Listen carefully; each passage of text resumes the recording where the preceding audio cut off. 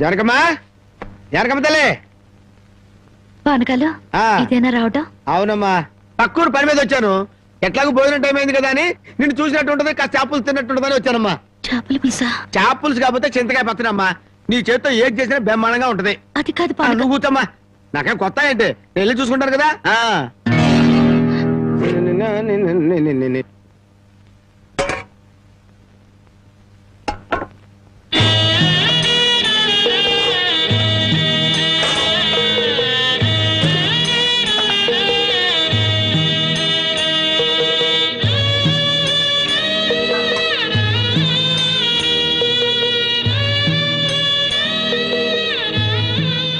ఏమ్మా, అన్నం వండలేదా?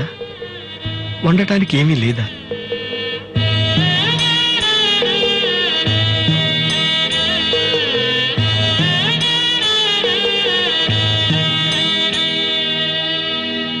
పానకాలు, ఈ విషయం అమ్మా నాన్నకు చెప్పొద్దు. నీకేం తక్కువమ్మా? డబ్బా, ఆస్తుల అన్నీ ఉండి కూడా ఇంత పేదరికం అనుభవిస్తున్నావు. అమ్మా, ఇంత అభిమానం ఉన్న నీ కడుపులో కొడుకుగా పుట్టే అదృష్టం వచ్చే జన్మలైన ఆ భగవంతుడు నాకు కలగజేయాలని కోరుకుంటున్నానమ్మా. వస్తానమ్మా.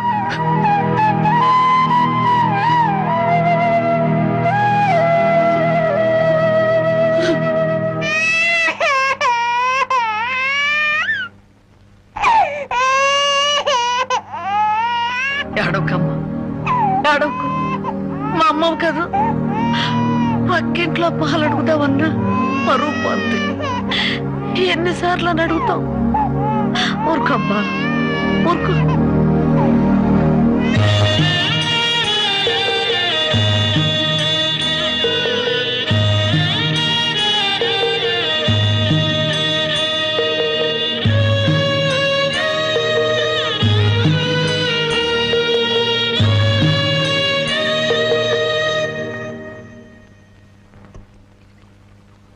ఏమిటి జనక అలా ఉన్నావు? నాకేమండి, బానే ఉన్నాను.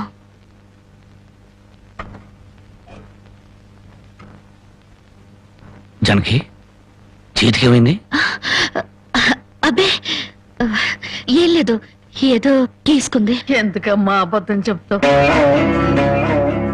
నిజం చెప్పు. నిజమా?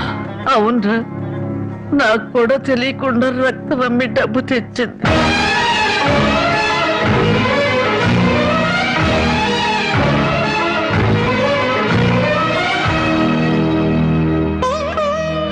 జనకి, నువ్వు రక్తం అమ్మావా? కొనేవాళ్ళుంటే మాంసం కూడా అమ్మేదిరా. ఇల్లు కడవటానికి, పొయ్యి వెలగటానికి దానికి ఇంతకన్నా మార్గమేము? నీకు సంపాదనే ఉంది. ఇదంతా కర్మరా, కర్మ.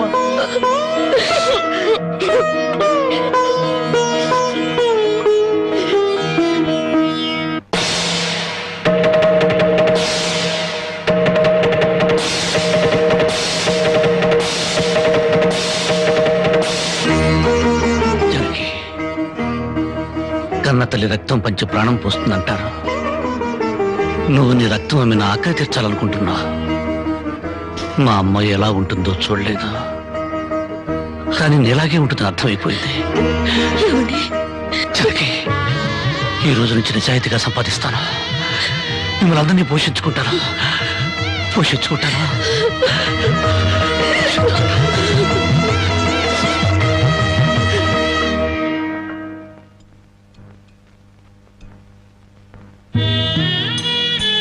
భోంచేస్తున్నారండి అయ్యా, బాగా చేయండి. అమ్మా, అయ్యగారికి పౌరుషం పెరగటానికి 4 పచ్చిమిరపకాయలు కూడా వేసి పెట్టండి అమ్మా. నీకన్నా పిచ్చి పట్టిందా? అవునయ్య గారు, జానకమ్మ బతుకు చూసొచ్చాక నాకు నిజంగానే పిచ్చి పట్టింది. మహాలక్ష్మి లాంటి ఆ తల్లి పాత చీరలు కట్టుకుని కళ్ళలో ఆకలిని, కడుపులో బాధల్ని దాచుకుంటూ ఎలా బతుకుతుందో ఒకసారి చూసి రండి అయ్యా. దాని కర్మ చేసుకున్నానికి అనిపిస్తోంది. బాగా చెప్పారు అయ్య గారు. దూడం తాగితే గేదెలకు కూడా కోపం వచ్చి కొమ్ములతో కుమ్ముతాయి. మనం మనుషులం కదా, వాటి పౌరుషాలు మనకెందుకులేండి. ఎందుకులని ఊరుకుంటుంటే రెచ్చిపోయి మాట్లాడుతున్నావు. నిలువునా నరికేస్తాను. నరికేయండి అయ్యా, నరికేయండి. జానకమ్మ లాంటి చల్లని తల్లి పడే కష్టాలు చూశాక నాకు బతకాలం లేదండి అయ్యా. నరికేయండి నరికేయండి అయ్యా, నరికేయండి. నరికేస్తారట, నరికేయండి అయ్యా, నరికేయండి. ఏమండి, అది ఆకలితో చచ్చిపోతే మన సిగ్గుతో చావాలండి. పిల్లలు తప్పు చేస్తే పెద్దవాళ్ళు క్షమించాలి, కానీ ఒళ్ళుగా ప్రవర్తించకూడదు. ఎంత కాదనుకున్నా అది మన బిడ్డండి. ఒక్కసారి వెళ్ళిరండి.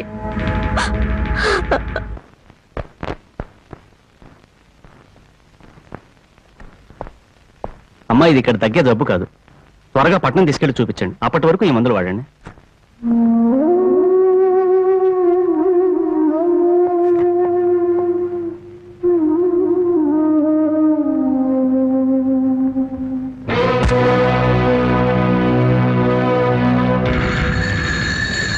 అది 30,000.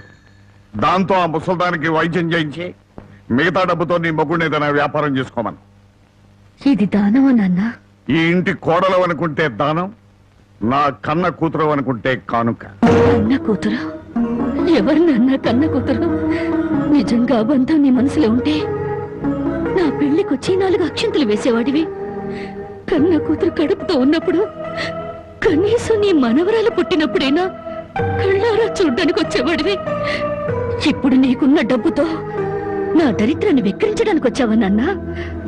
నువ్విచ్చిన డబ్బుతో పంచభక్ష పరమాన్నాలు తినే కన్నా నా భర్త సంపాదించిన డబ్బుతో గంజినీళ్లు తాగినా తృప్తిగా ఉంటుంది. వాడి ముఖం వాడింకే సంపాదిస్తాడు, నిన్ను ఇంటిని అమ్మడం తప్ప. నాన్నా, లక్షలకు లక్షలు కట్నం తీసుకుని కూడా పెళ్ళాన్ని కృష్ణాలు పుస్తకాలెడుతున్నారే, వాళ్ళతో పోల్చుకుంటే నా భర్త రత్నం నాన్న, రత్నం. కట్టుకున్న చీరతో వచ్చి నన్ను పెళ్లి చేసుకున్న ఆయన నువ్వు కోటీశ్వరుడని తెలిసినా కూడా నీ దగ్గర చిల్లిగవ్వ కూడా ఆశించలేదు. ఆయన వల్ల నేను పుస్తకంతో పడుకున్నానేమో గానీ పరువు పోగొట్టుకోలేదు. నువ్వు నా కన్న తండ్రివి కాబట్టి ఎన్ని మాటలన్నా ఊరుకున్నాను. ఇదే మరొకడైతే నా చెప్పు తెగేదాకా కొట్టేదాన్ని. పో బయటికి.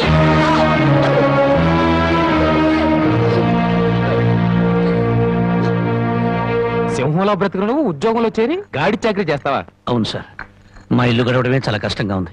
దయచేసి నాకు ఏదైనా పని ఇప్పించండి సార్. వద్దులే బాబు, నిన్న నా దగ్గర ఉద్యోగంలో పెట్టుకుంటే నా ఫ్యాక్టరీని ప్యాకాట్ క్లబ్ గా చేస్తావు. నమస్కారం బాబు. ఏంటే ఇంట్లో గడవడం చాలా కష్టంగా ఉంది, ఏదైనా పని ఇప్పిస్తే చేసుకుంటాను సార్. చేసుకున్న పెళ్ళాన్ని చూసి మురిసిపోవడానికి ప్యాకాడడానికి నీకు టైం సరిపోవడం. నువ్వేం పని చేస్తావా? వెళ్ళా కానీ రా, నీ జీవితంలో నువ్వు ఏం పని చేసావో నీకు పని ఏమంటావు? మీరు ఏ పని ఇచ్చినా చేస్తాను సార్. చూడు బాబు, పని చేయడం అంటే ప్యాకాటం కాదు. అవన్నీ నీకు పడవగాని వెళ్ళు.